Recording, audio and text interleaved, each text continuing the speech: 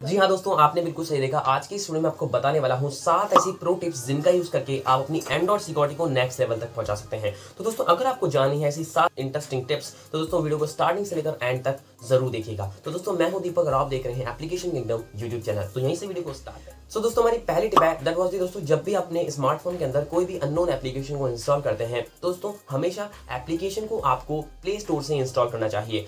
दोस्तों, क्या होता है, बहुत सारे आपको टेलीग्राम के अंदर ग्रुप्स मिल जाएंगे जिनके अंदर आपको बहुत सारी जो एपीके फाइल्स प्रोवाइड करते हैं, जो ऐसे एप्लीकेशंस की एपीके फाइल आपको प्रोवाइड करते हैं जो आपको प्ले स्टोर पे नहीं मिलेगी। दोस्तों, आपको एक बात हमेशा ध्यान रखनी चाहिए कि सारी की सारी एप्लीकेशन आपको इंस्टॉल करनी है वो आप प्ले स्टोर से कीजिए। कभी भी किसी भी अनदर थर्ड पार्टी वेबसाइट पे जाके किसी भी एप्लीकेशन को आपको इंस्टॉल नहीं करना चाहिए। इसका मतलब दोस्तों ये है कि किसी भी एपीके फाइल को आपको किसी भी थर्ड पार्टी वेबसाइट से इंस्टॉल अपने स्मार्टफोन में कभी भी नहीं करना चाहिए।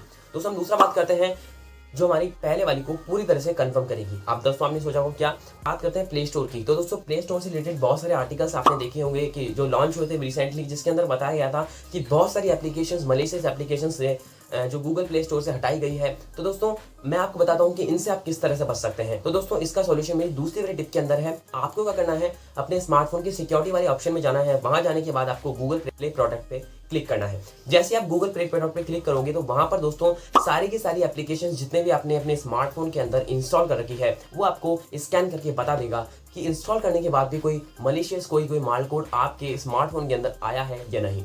तो दोस्तों, तीसरी हमारी प्रो टिप है सेफ ब्राउजिंग। अब दोस्तों, सेफ ब्राउजिंग का मतलब क्या है। दोस्तों, हम में से 80 से 90% जो यूजर्स हैं वो गूगल क्रोम का यूज करते हैं। तो दोस्तों, गूगल क्रोम में डिफॉल्ट सेटिंग नहीं होती सेफ ब्राउजिंग की। दोस्तों, अगर आपको ब्राउजिंग करनी है वो भी सेफ मोड में, तो आपको कुछ नहीं करना। आप जैसे ही गूगल क्रोम को ओपन करेंगे, मैंने आपको यहाँ दिखा रखा है, आपको यहाँ पे 3 डॉट का ऑप्शन मिलेगा। जैसे आप 3 डॉट पे क्लिक करेंगे, यहाँ पे आपको सिक्योरिटी के ऑप्शन में जाना है। उसके बाद दोस्तों, आपको प्राइवेसी एंड सिक्योरिटी के ऑप्शन में जाके यहाँ पर आपको इनहैंस प्रोटेक्शन को इनेबल कर देना है। अब दोस्तों, इनहैंस प्रोटेक्शन को इनेबल करने के बाद आपकी जो सेफ ब्राउजिंग है वो बहुत ही अच्छी तरह से इनेबल हो जाएगी। और दोस्तों, कुछ भी आप जब भी ब्राउजर पे जाके सर्च करेंगे तो बहुत ही अच्छी तरह से आपका सर्च होगा और कोई भी मलिशियस कोड आपके स्मार्टफोन के अंदर इंस्टॉल नहीं हो पाएगा। तो दोस्तों, हम चौथी टिप बात करते हैं that was the app permission. अब दोस्तों, ऐप परमिशन का मतलब ये है कि हम बहुत सारी एप्लीकेशंस को इंस्टॉल करते हैं, लेकिन दोस्तों हमको ध्यान नहीं रहता, हम अननेसेसरी परमिशन भी किसी भी एप्लीकेशन को दे देते हैं। इसका मतलब दोस्तों, मान लीजिए आपने कोई भी एप्लीकेशन प्ले स्टोर से इंस्टॉल करी है, इंस्टॉल करने के बाद वहाँ पे आपने बोला होगा ये परमिशन दीजिए, आपने ओके ओके कर करके उस एप्लीकेशन को ओपन कर लिया। तो दोस्तों, आपको ये चेक करना चाहिए कि जो एप्लीकेशन आपने प्ले स्टोर से इंस्टॉल करी है क्या उस एप्लीकेशन को उसकी नीड है भी या नहीं। तो दोस्तों, अगर नीड है, जिस तरह से हम बात करते हैं, अगर गूगल मैप की बात करते हैं तो दोस्तों उसको लोकेशन की जरूरत पड़ती है, इसलिए हमें उसे लोकेशन की परमिशन होती है वो देनी पड़ती है। तो दोस्तों, इसलिए आपको ध्यान रखना चाहिए कि कोई भी एप्लीकेशन जो भी आप इंस्टॉल कर रहे हैं वो उसकी परमिशन के रिगार्डिंग है भी या नहीं। तो दोस्तों, आप समझ गए होंगे इन चारों टिप को। अब बात करते हैं पांचवी टिप, बायोमेट्रिक ऑथेंटिकेशन। जिस तरह से दोस्तों मैं और आप अच्छी तरह से जानते हैं कि अधिकतर आजकल बहुत सारे के सारे स्मार्टफोन्स में आपको बायोमेट्रिक ऑथेंटिकेशन मिलता है। इसका मतलब दोस्तों, आपको बहुत सारे स्मार्टफोन्स के अंदर फिंगरप्रिंट अनलॉक मिलता है। तो दोस्तों, अगर आपके स्मार्टफोन के अंदर फिंगरप्रिंट अनलॉक है तो आपका स्मार्टफोन और भी ज़्यादा सिक्योर हो सकता है एज कम्पेयर टू जिसके अंदर बायोमेट्रिक ऑथेंटिकेशन नहीं है। चलिए दोस्तों, मैं आपको समझाता हूँ। दोस्तों, अगर आप जैसे मान लीजिए कोई भी ट्रांजैक्शन वाली एप्लीकेशंस को यूज़ कर रहे हैं या आप कोई भी गूगल के अंदर लॉगिन करने की कोशिश कर रहे हैं अपने अकाउंट से, तो दोस्तों आपको हमेशा अपनी बायोमेट्रिक ऑथेंटिकेशन को यूज़ करना चाहिए। इसका मतलब दोस्तों क्या है कि जब अपनी बायोमेट्रिक ऑथेंटिकेशन को आप यूज़ करेंगे तो उससे आपका जो प्रोटेक्शन है वो तो नेक्स्ट लेवल हो जाएगा। Rather than the use of the password pattern, इन सभी सिक्योरिटी टिप्स को नहीं यूज़ करना चाहिए यदि आपके स्मार्टफोन के अंदर आपका बायोमेट्रिक ऑथेंटिकेशन है, इसका मतलब फिंगरप्रिंट अनलॉक है। सो आई होप दोस्तों आप समझ गए होंगे पांचों टिप को। अब हम बात करते हैं 6 टिप की। इसका दोस्तों हमारे 6 टिप के अंदर है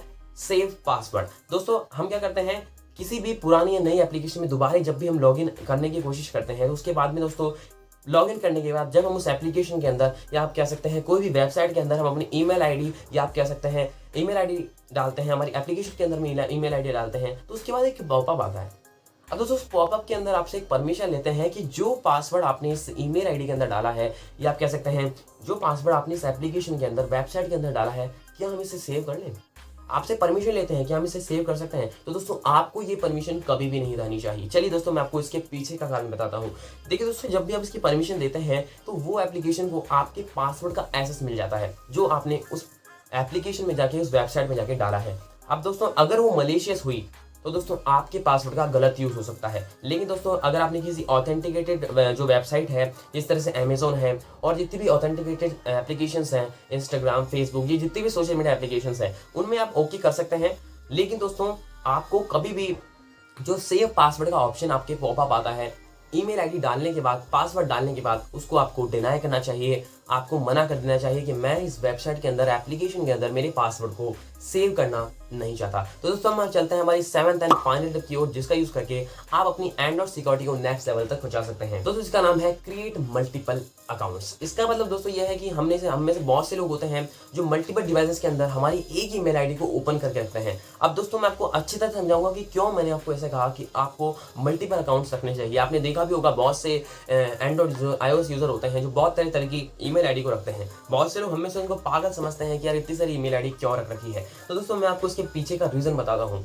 देखिए दोस्तों, जब भी हम बहुत सारी ईमेल आईडी को रखते हैं तो जो हैकर होता है उसके लिए बहुत ही टिपिकल हो जाता है आइडेंटिफाई करना कि हम किस तरह से इस पर्टिकुलर ईमेल आईडी को हैक करें। एक ही ईमेल आईडी को हम तरह तरह की डिवाइसेस के अंदर, हमारे लैपटॉप के अंदर, पीसी के अंदर, स्मार्टफोन के अंदर और भी जितने भी डिवाइसेस के अंदर जब हम उसे लॉग इन करके रखते हैं तो दोस्तों उस हैकर के लिए बहुत ही ईजी हो जाता है, क्योंकि दोस्तों सारे की सारी जितनी भी ईमेल आईडी है वो आपकी एक ही है और सारे के सारे जो डिवाइसेस हैं वो भी आपके एक ही है। तो उस हैकर के लिए बहुत ही ईजी हो जाता है डिटेक्ट करना कि किस ईमेल आईडी को मेरे को हैक करना है। तो दोस्तों आपको मिनिमम, अगर आपके पास 2 स्मार्टफोन है तो आप एक ईमेल आईडी को यूज करें। अगर आप दोस्तों एक स्मार्टफोन है, आपके पास लैपटॉप है, तो दोस्तों वहाँ पे भी आप एक मेल आईडी का यूज कर सकते हैं। लेकिन दोस्तों आपने मल्टीपल डिवाइसेस के अंदर लॉगिन कर रखा है तो आपको जरूर से जरूर ईमेल आईडी 2 रखनी चाहिए। देखिए दोस्तों, जब भी आप ईमेल आईडी बनाते हैं तो वहाँ पे आपको एक ऑप्शन आता है लिंकिंग का। तो दोस्तों आपको एक ईमेल आईडी को तीनों की तीनों ईमेल आईडी एक दूसरे से लिंक करनी चाहिए। तो जो हैकर है वो भी कंफ्यूज हो जाएगा कि मुझे किस तरह से मैं इसकी ईमेल आईडी हैक करूं, क्योंकि दोस्तों जब भी आप वो एक आपकी ईमेल आईडी हैक करने की कोशिश करेगा तो आपके पास दोनों